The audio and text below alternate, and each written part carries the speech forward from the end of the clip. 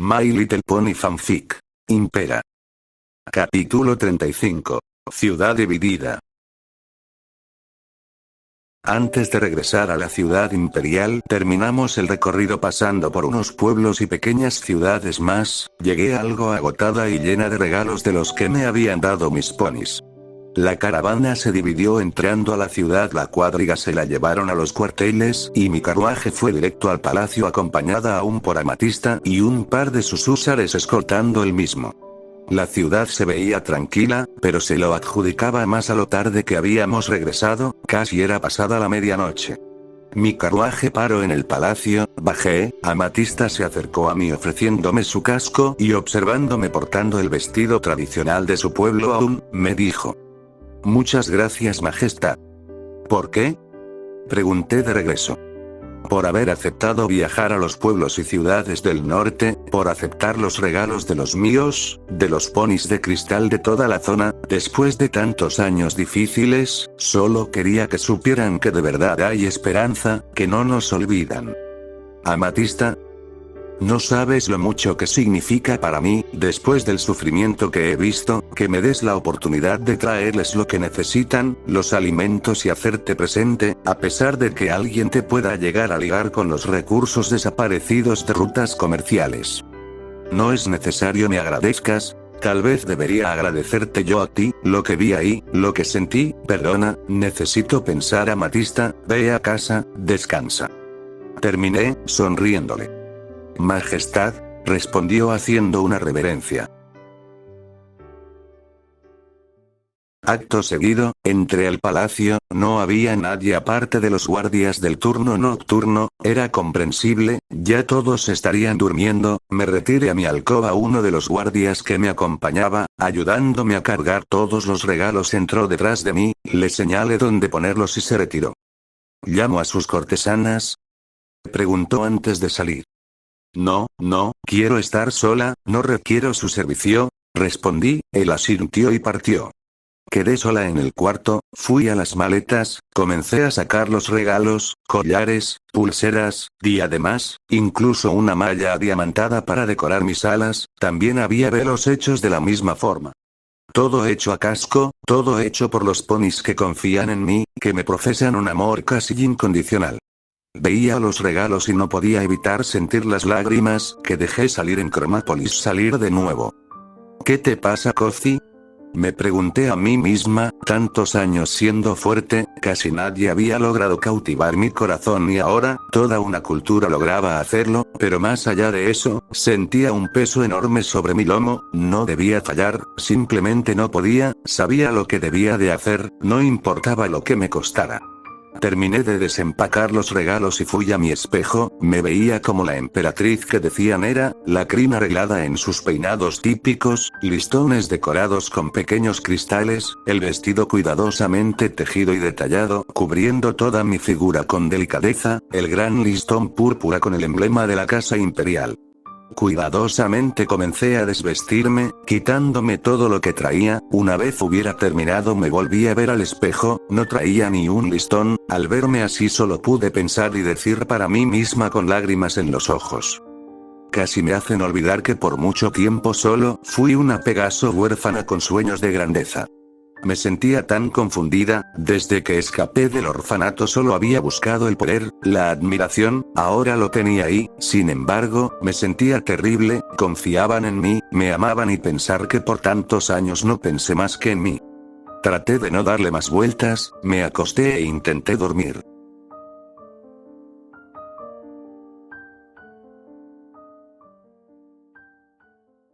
A la mañana siguiente un guardia tocó a mi puerta temprano, apenas me había despertado, pregunté qué pasaba, el guardia me informó que Ópalo quería verme y ordené le dejaran pasar.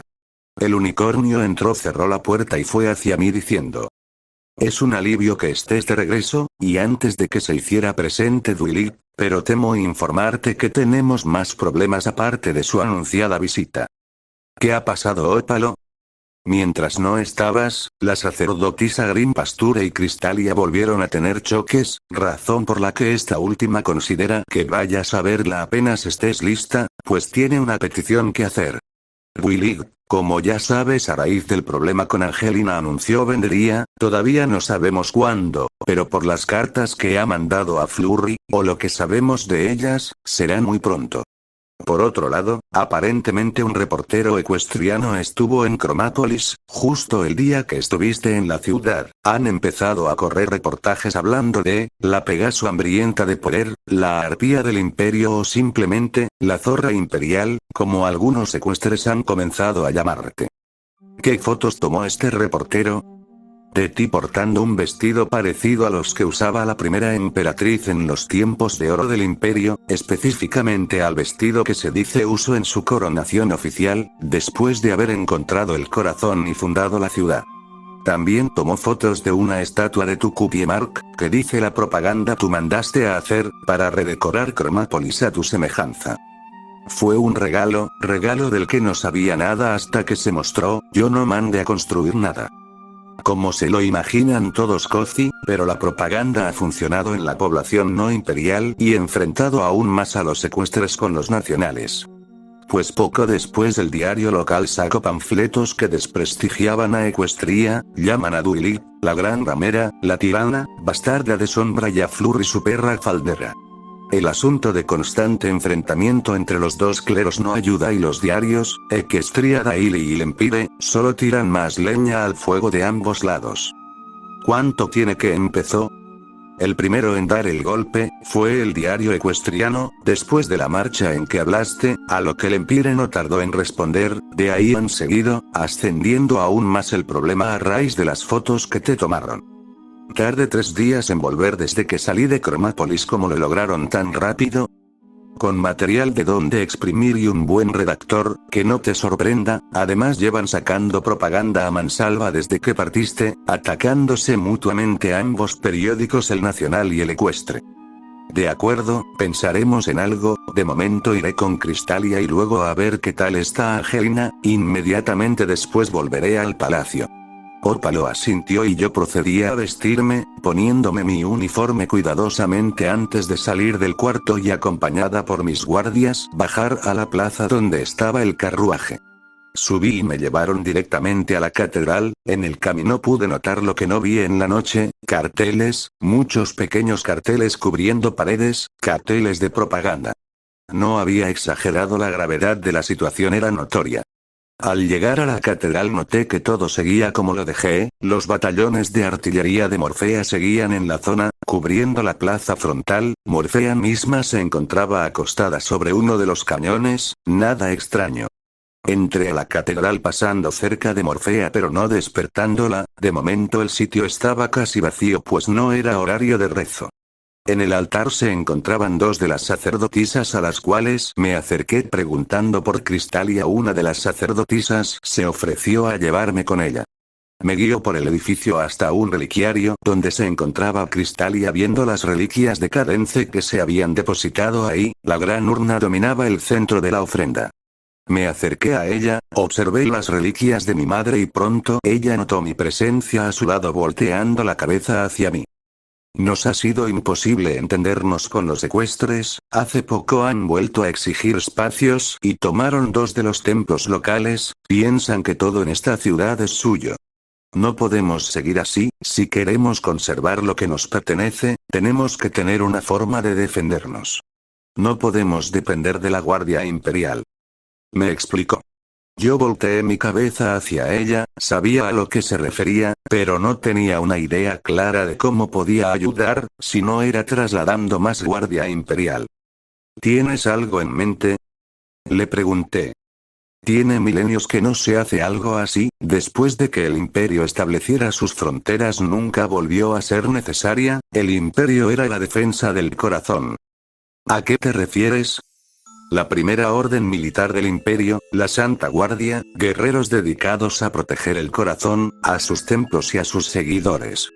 Cuando el imperio era solo un reino, las tierras circundantes no eran seguras, en el norte las tribus ya que amenazaban nuestras tierras y las relaciones con los pueblos Batponi que ya habitaban en sus propias tribus a lo largo de lo que se volvería Equestria y el sur del imperio, tampoco eran fáciles. Agregando a los problemas, con el tiempo, junto con los ponis migraron más criaturas, los changeling, alces y los grifos que en ese tiempo gozaban de uno de sus momentos de más gloria, querían expandir su, en ese entonces, imperio a un nuevo continente. La costa este fue disputada por ponis y grifos por casi 2 milenios.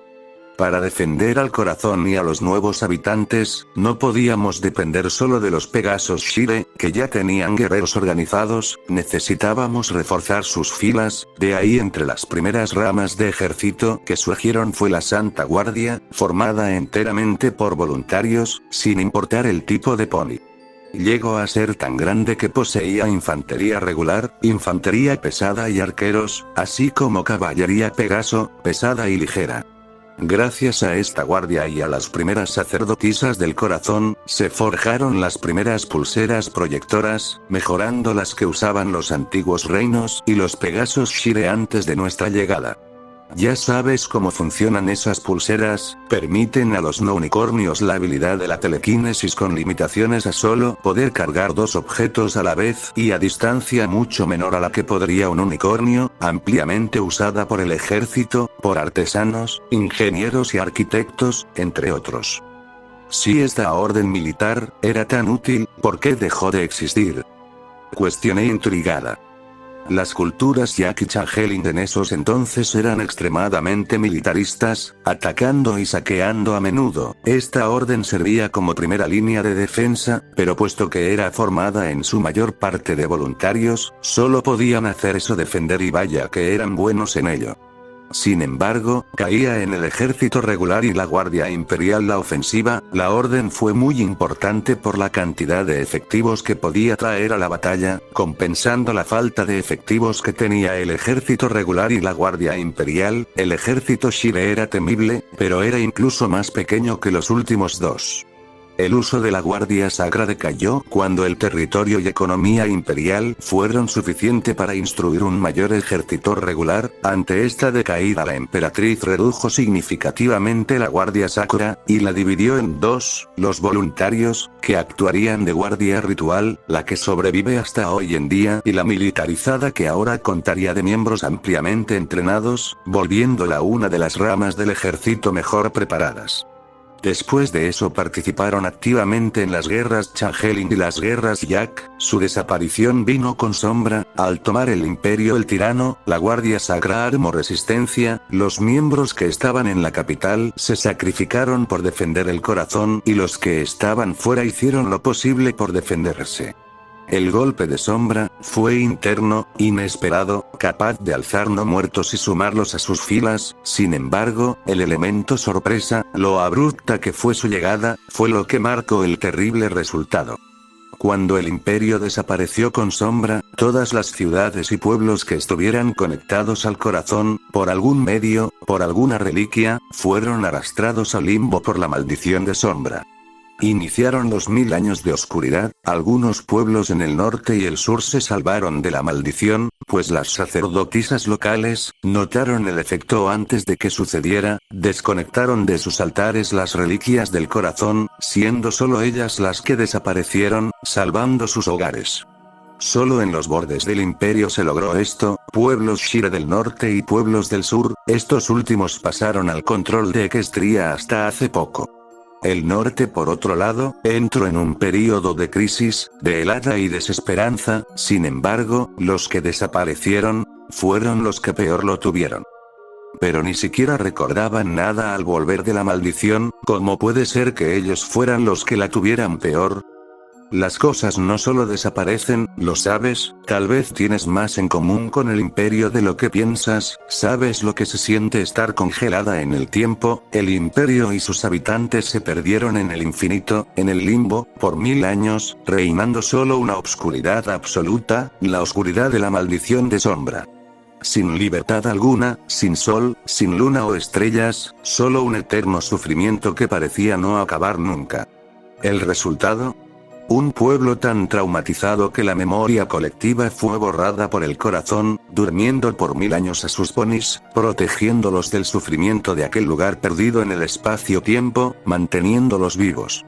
Al regresar el imperio y romperse la maldición, los pueblos del sur y del norte recuperaron sus ciudades y poblaciones vecinas, hubo un reencuentro, pero a la vez, ahora había 3 imperios.